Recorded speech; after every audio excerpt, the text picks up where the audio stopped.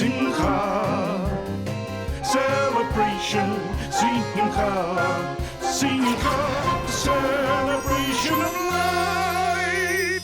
Hi from me, Jared Epstein, bringing you another episode of Simcha, a celebration of life, even during lockdown. Today, we meet recently retired Gerald Meyerowitz.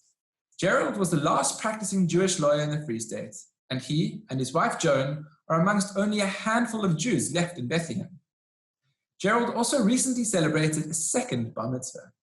I was born in Vicksburg, but I grew up in Krugersdorp, where I matriculated. In Krugersdorp, we had a lovely Jewish community. It was quite large. I wouldn't be able to give you an exact figure, but all my friends were from the Jewish community, excepting when I got to high school, I made a lot of non-Jewish friends as well. And I played a lot of tennis and sport, so I met a lot of people on the tennis court, which were completely separate from my school existence. From there, I moved down to Bethlehem, to Article here in Bethlehem, because of family financial problems. So I did everything through UNISA, through the post. And once I qualified, I was offered a partnership here with my ex-boss, Willie Israel, and I've stayed ever since. I was the only Jewish lawyer since Willie Israel passed away. He actually retired, moved away, and then passed away. But then I was the only Jewish lawyer here. At that time, there was a Jewish lawyer in Vicksburg, and there was one in Kroonstad. Even in Bloemfontein, there must have been 20. And that was about it. Ek moet sê, meneer Meyerowitz het my geleer van die professionalisme van hierdie beroep.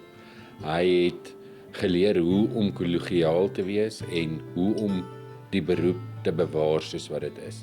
En daai 64 jaar se kennis het hy in 'n kort rukkie aan my probeer oordra, maar daar's nie 'n leeftyd is nie genoeg nie. Mr. G is baie skerpsinnig, lekker snaaks met humor en altyd grappies gemaak en net baie slim, 'n baie slim mens en ek het baie by hom geleer regtig. I had to actually learn to speak Afrikaans because, that was in those days, the courts were all Afrikaans and we spoke, and what's needs must, I learned Afrikaans and I got into the community and got into the Jewish community, but also the community at large in Bethlehem.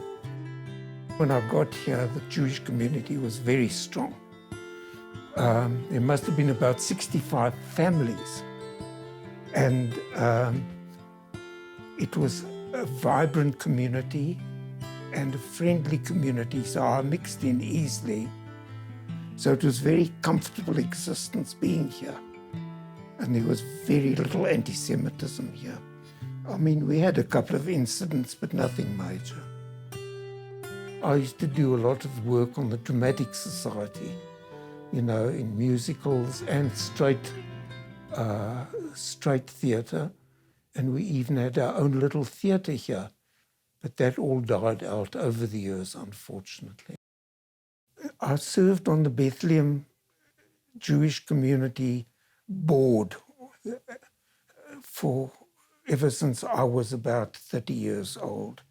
In fact, my friend Sid Goldberg asked me to come and help him with Chevra Kadisha work, and he actually showed me how to do it. And at the same time, I came onto the committee of the congregation. Sid Goldberg literally changed my life. His Jewish knowledge was much superior to mine, and he had a vast history of Judaism. He read Hebrew fluently, and he influenced me in so many ways, always for the good. And if I had a problem, I could always go to him, personal or with the community. We spent a lot of Jewish holidays with him. That's Passover, Pesach, and Rosh Hashanah, that's the New Year. And we used to break the fast after Yom Kippur, often together, either in their house or our house. because we both kept kosher homes. Come in, you're Rabbi. How are you, Gerald? How are you? That traditional greeting. So nice to see you. Nice to see you. Welcome here again. I brought a talis and tefillin to celebrate your second bar mitzvah. Thank you. A strange feeling having reached a second bar mitzvah age 83, which is the biblical 70 years that you're supposed to live. And I've got another 13. Al yadecha, Al yadecha, vayulu totafot, vayutotofot, beinenecha. beinenecha. Very good. Thank you very much.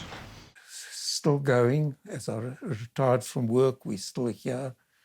We still walk, we still swim when the weather allows. Daai hele maand voordat ek weet dat hy gaan nou gaan, was ek dit is my baie emosioneel gewees. En nou nog, dis nie vir my lekker nie. Dit is so anders om by die werk te kom en hy is nie meer hierso nie. En nee, ag dit was net so lekker om saam met hom te werk. Hy's 'n great mens, regtig.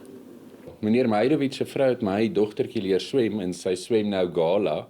So sy hele huisgesin het al 'n rol in my huis gespeel. My lovely wife Joan is still with me, and after all the years we're together.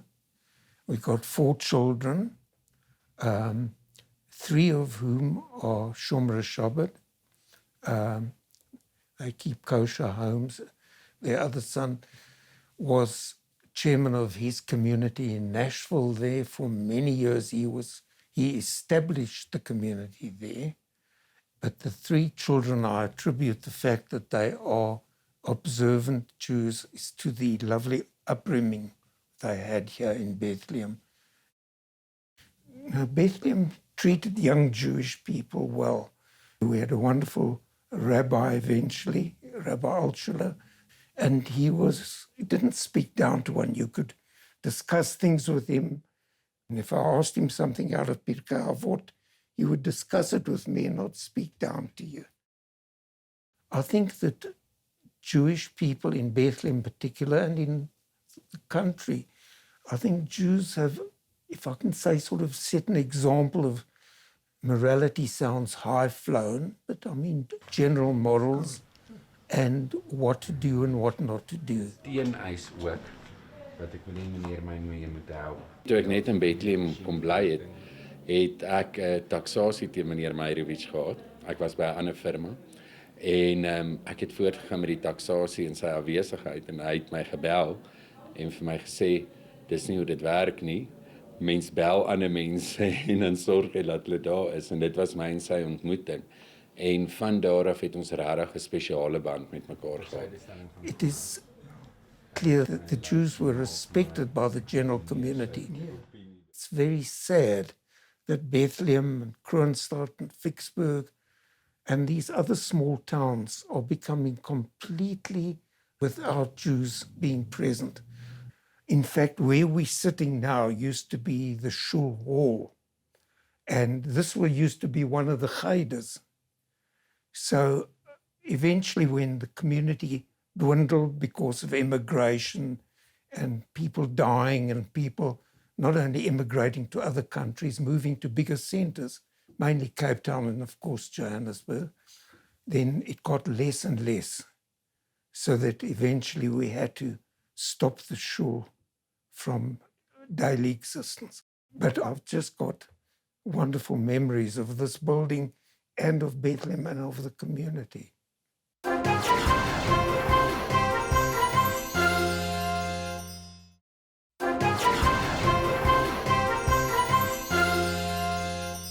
The synagogue, or shul, is one of the holiest places in Jewish everyday life. After the destruction of the temple in Jerusalem 2,000 years ago, prayers in the synagogue took the place of the daily temple service. As the Jewish community has diminished in small towns in South Africa, many shuls have unfortunately had to be decommissioned. Rabbi Silverhaft explains the complexities of this process. When a community dwindles in numbers, it has to make a decision. What do they do with the community assets, which in most cases is the shul building? Now, it has happened in the past that the area where the shul is in has deteriorated or changed or become a commercial area and we have to move. But in general, we are able to continue and we close the synagogue when it is no longer viable to keep it going. Now, to consecrate a shul, basically what is done is that there is a minyan of congregants, of men coming together, and they have various prayers and they welcome in the Sifrei Torah into the Ark. And basically the deconsecration of a synagogue, of a shul, is the reverse of that. But often what we do, and the latest one we recently deconsecrated was the Clarksdorp congregation shul, is we have an event where we invite current and former members of the community together. And we ask them to reminisce, to give stories about their growing up there, if they remember who was involved in it, etc. And then at the end, I give a closing address, which usually entails perspective. The importance of people understanding that it's not the end, it's just the next stage of their lives and of their community's lives. People often think, well, when the shul is decommissioned and they got nowhere to worship, that it's the end. It's not the end. And so what we do is I give my talk, and then we invite the important people, which is very often problematic in communities, because everybody feels they're important, but we invite them to take the Sifrei Torah, the Torahs, out of the Ark, and they walk them out of the shul, and in most cases it's into my car, and then they're brought to Johannesburg, where it's decided then what to do with them. It's often a very emotional experience for the members that were born in the town, that had their bar mitzvahs in the shul, got married in the shul, etc. Their fathers often were presidents, the mothers were chair ladies of the committee, etc. But as I say, it's a reality and it's not a negative. It's just the next stage of the community as well as the next stage of the members that lived there and worshipped in that shul. What's happened in some of the towns, for example, Malmesbury, Heilbronn, Calvinia, is we have been approached by the local municipalities or the historic societies to donate the building, the synagogue building, as the town museum. And what we do then is we agree to it on the condition, obviously, that a section of the synagogue is maintained as a synagogue, and then we erect a whole display of Jewish artifacts, items that are used in Jewish worship, as well as we put up information about the history of that community. And they're very, very successful, and they've proved to be great attractions in the various towns. On a whole, we sell the buildings for commercial purposes. We try and avoid them being sold for religious purposes, because once a synagogue, we don't encourage it to be used for any other worship except the Jewish worship. And so synagogues have been sold for bottle stores, lawyers' offices, furniture shops. In Keertmanshoop, it's a dairy. So it really, it varies. So the shul behind me is the previous Bloemfontein shul, which was the largest of all their synagogues, of all their shuls. It was built in the late 1950s. The president at the time was Henry Bradlow, who was a very prominent businessman and a very dedicated communal leader. Today it is the actual shul, the synagogue, is the hall of the Seventh-day Adventist Center, and our old hall is used as the church. So we requested that, as according to Jewish law, that the house of worship of Jewish people should preferably not used for a house of prayer for other religions, and so that was agreed to.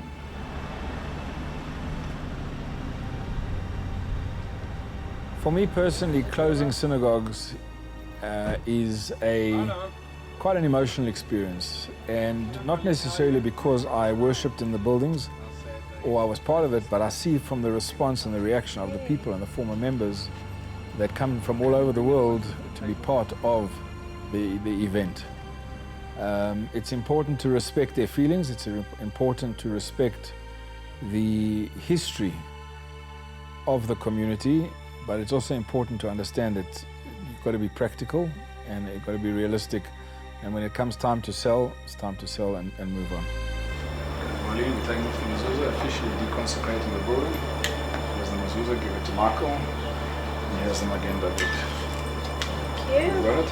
Thank you. Look at me, It's and then heavy.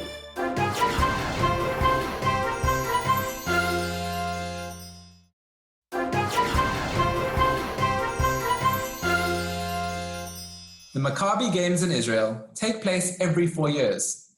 The Games are due to take place in the middle of 2021. We met Farrell Cohen, South Africa Maccabi's head of delegation, to find out more about Maccabi SA and next year's Games in particular. The Maccabi Games is really for Jewish people, which is funded by the Israeli government.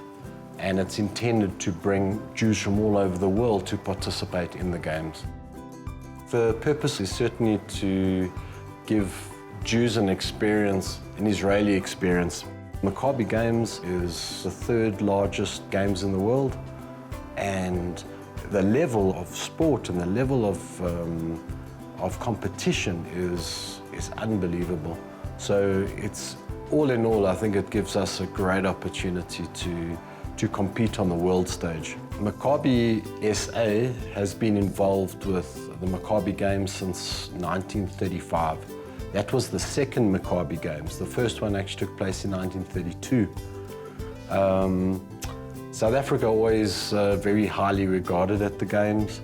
Our goal for the next one is to hopefully surpass the number of Maccabians attending from South Africa. Our record was in 2013, we took 378. We're hoping to beat that. Also our medal tally, the highest that we've ever got at the Games is 94, which we actually attained in 1993. And I think that was the height of our sport in this country. Things have gone a little, we haven't been as competitive, but I think the world at large has become very competitive. My involvement with Maccabi started in 2005 when I was asked to join the medical team as a physiotherapist. And then from 2013, I took over as Chief Medical Officer, and I've just been elected as Head of Delegation for the 2021 Maccabi Games. It's a nice challenge, it's a new challenge, and I'm looking forward to leading our team to 2021. Our most competitive sports at the Maccabi Games, certainly cricket and rugby. We generally medal in those sports. Rugby just goes hand in hand with South Africa. That's just Boerewors and rugby, that's part of our staple. Cricket is the same. We've got an unbelievable talent and culture of cricket in this country. And yeah, cricket, we've been up there for many, many years. Football's very competitive at the Maccabi Games. There's over 20 countries that participate in football. And so the level of competitiveness is huge. So we're hopefully going to be competitive this year as well in 2021. We're always an amazing group of talented individuals. But there are we generally medal when we've taken karatekas. We've got some champions there. We've got amazing athletes. We've got a great 5 and 10,000 meter athlete. We've got gold. He will participate again in the next upcoming Games. Our cyclists are very competitive. Other sports that we are very competitive in is golf. We always medal in golf. Lawn bowls, we take an amazing team of bowlers. Squash, especially our masters have always brought home medals. And tennis, we're very competitive in tennis as well. Also, what was very exciting in the recent European Games in Budapest was our swimmers. After this heat, there is 5 minutes. They really surprised everybody. We came fourth in the overall standings in the pool, and we are hoping that they will really surprise the world in Israel in 2021. What makes the Maccabi Games unique as opposed to, say, the Olympics is the opportunity for all age groups to compete. We have our youngest athlete is probably 12, taking part in chess, and to our oldest athletes, I think the range, they're often over 80, which take place in lawn bowls. So from that perspective, it allows for a greater range of individuals to participate at a high standard. It contributes to an amazing lifestyle. It contributes to samchias in terms of the, participation, the culture that we have, bringing Jews together from all over the world, all ages. It's very unique. From the perspective of giving back and the mentorship side, we are looking at bringing a lot of junior physiotherapists, and we're looking at combining the juniors with the seniors, that they can get a good feel of exactly how to cope on a world stage and on a highly competitive stage. Also, our mentorship extends into a lot of our past gold medal winners, for example, in our cricket.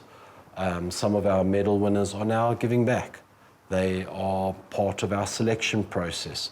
They are helping train and mentor the younger athletes. So it's an amazing system of giving back. And also we're very interested and we're trying to do community work as well. Whenever we have trials, we're asking all our athletes to bring equipment that they don't use.